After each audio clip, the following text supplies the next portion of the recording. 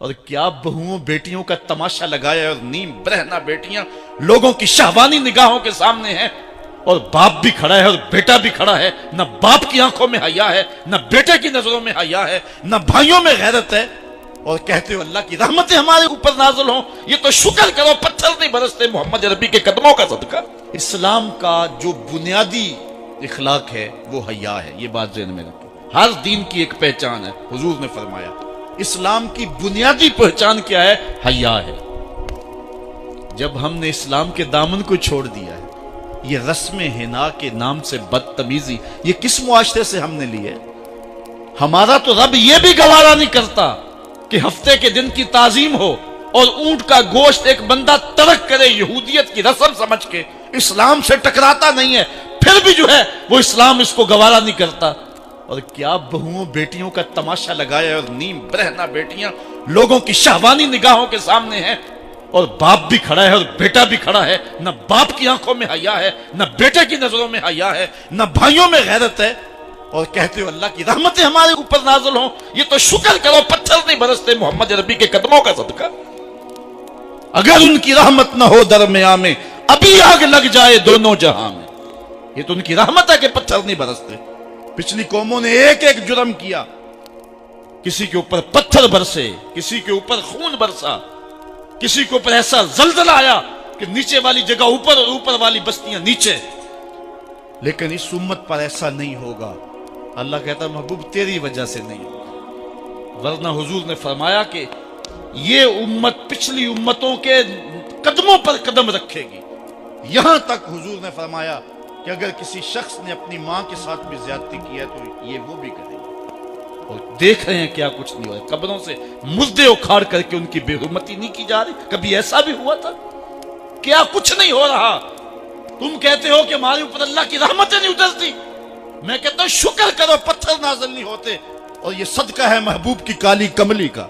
اور اللہ نے فرمایا ما کان اللہ لیعذبہم وانت فیہم، محبوب تیری وجہ سے میں عذاب نہیں اتارا ورنہ پیس کے رکھ۔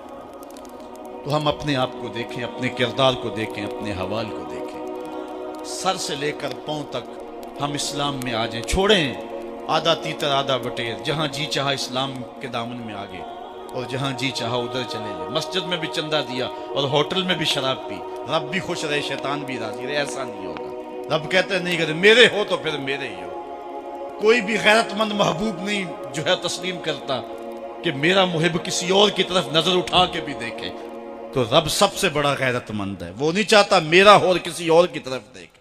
تم کون ہے؟ مغربی تہذیب لگتی کیا ہے تمہاری؟ اپنی ملت کا قیاس اقوام مغرب سے نہ کر، خاص ہے ترکیب میں تجھے قوم رسول ہاشمی۔ تم غیروں کی نقالیاں کرتے پھرتے ہو، تمہارے سامنے سیدہ عائشہ کی سیرت موجود نہیں ہے، تم مغرب کے ٹینوں بننے کی کوشش کرتی ہے میری بیٹی، تیرے سامنے محمد کی بیٹی فاطمہ کا نقشہ نہیں ہے؟ کدھر بھاگ رہی ہے؟ یہ بال کھول کے بازار میں کون جا رہا ہے؟ یہ نیم برہنہ کون جا رہا ہے؟ دیکھ محمد عربی تجھے کیا آواز دے رہے ہیں، ان کا لہجہ کیا، اس کو سن اور زندگی کو اس کی مطابقت میں گزار۔ اصل ہمارے دل زنگ آلود ہو گئے، اس دنیا کے اس ماحول نے ہمیں اس طرح کر دیا ہے کہ آج ہمیں سمجھ نہیں آ رہی کہ ہم کدھر جائیں۔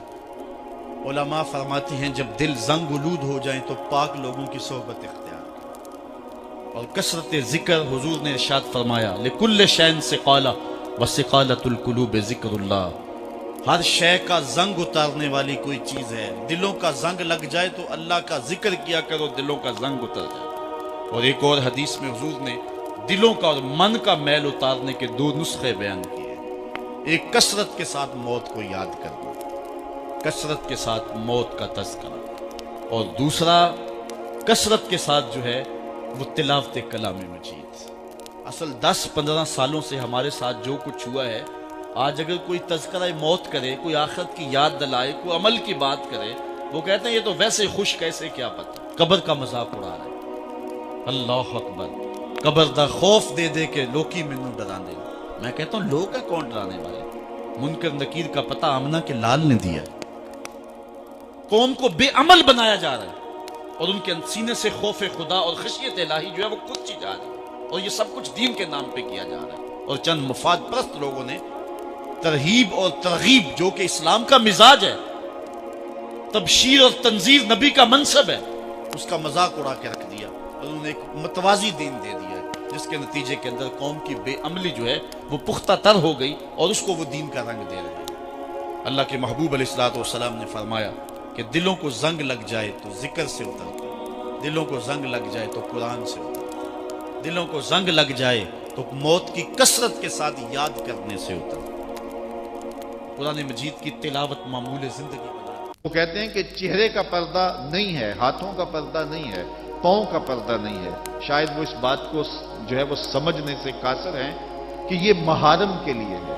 عورت کا مخصوص اعضاء کا پردہ تو اس کے باپ سے بھی ہے، اس کے بھائی سے بھی ہے، اس کے محارم سے بھی ہے، حتیٰ کہ بیٹے سے بھی ہے۔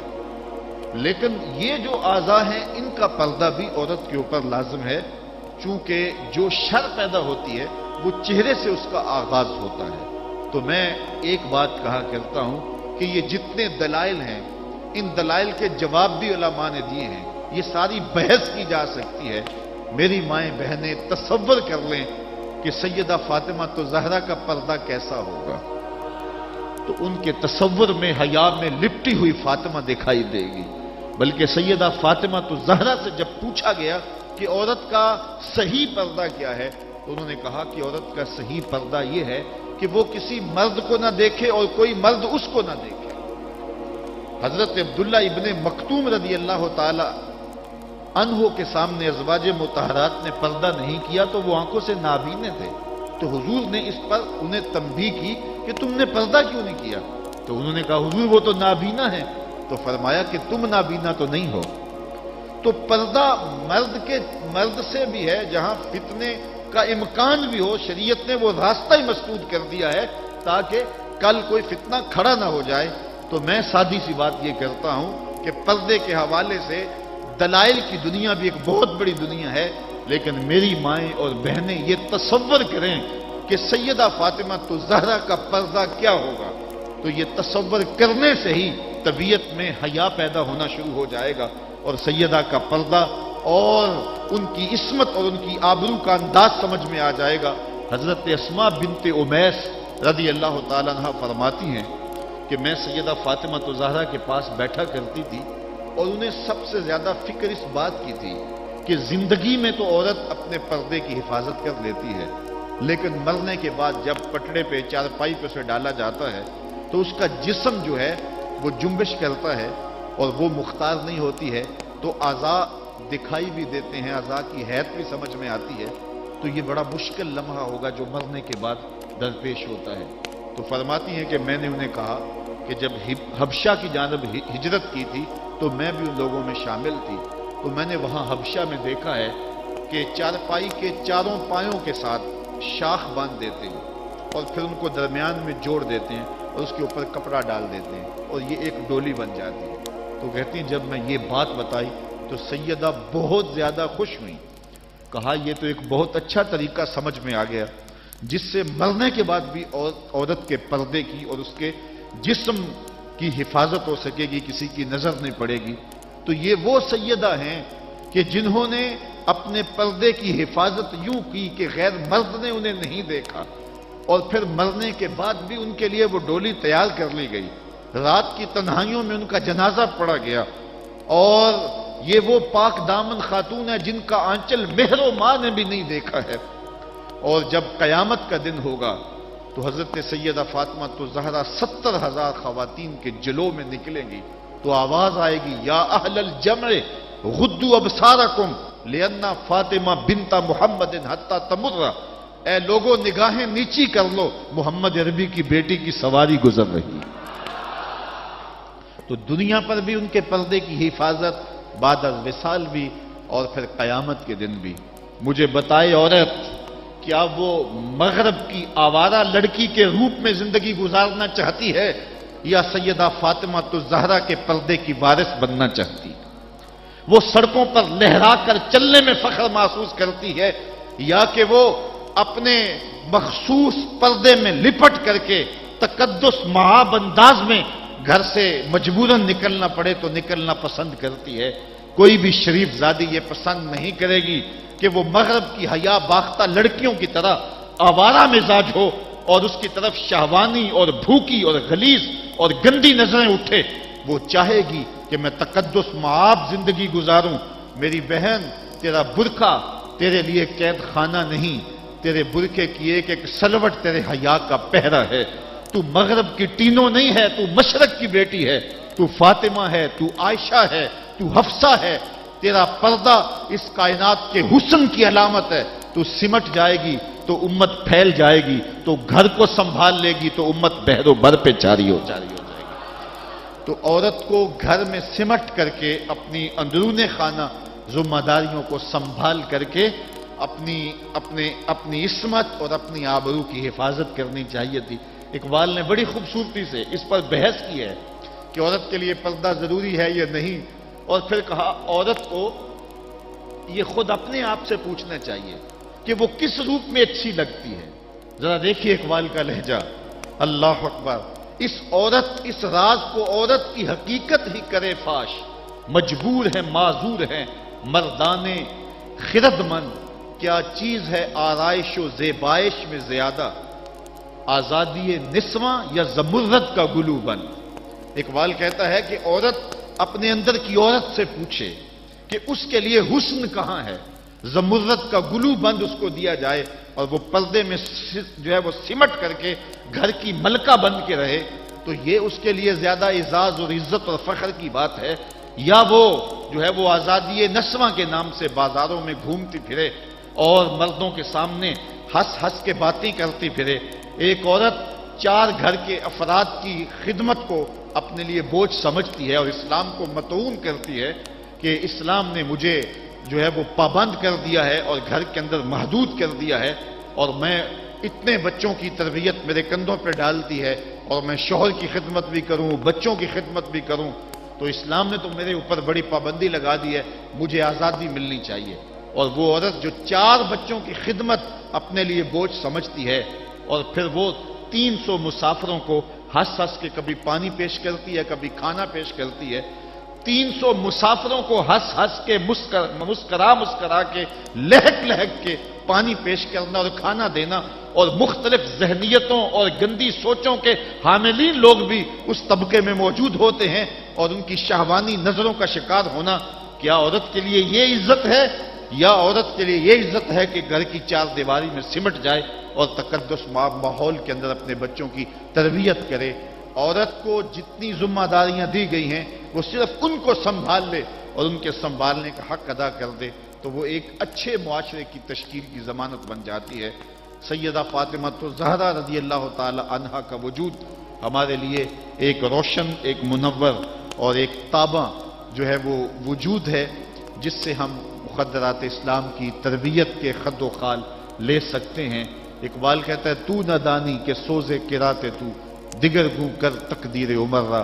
میری بہن، اگر تو بہن ہو کے قرآن پڑھے تو عمر کی تقدیر بدلتی ہے، اور اگر تو ماں ہو کے قرآن پڑھے تو بیٹا نیزے کی نوک پہ قرآن سناتا. کربلا کے تپتے ہوئے ریگزار میں پیاسا ہونے کے باوجود حضرت امام حسین جو باطل کے آگے ڈٹے ہوئے ہیں اور جھک نہیں رہے ہیں، اور 71 لاشیں کندھوں پہ اٹھا کے خیموں تک پہنچا چکے ہیں، پھر بھی استقامت کا کوہ گراں بنے ہوئے ہیں. یہ حسین ابن علی کا کمال تو دکھائی دیتا ہی دیتا ہے، لیکن ذرا غور کی آنکھ سے دیکھو پیچھے فاطمہ کے دودھ کا اثر دکھائی دیتا ہے. تو اگر مائیں پردے میں سمٹ جائیں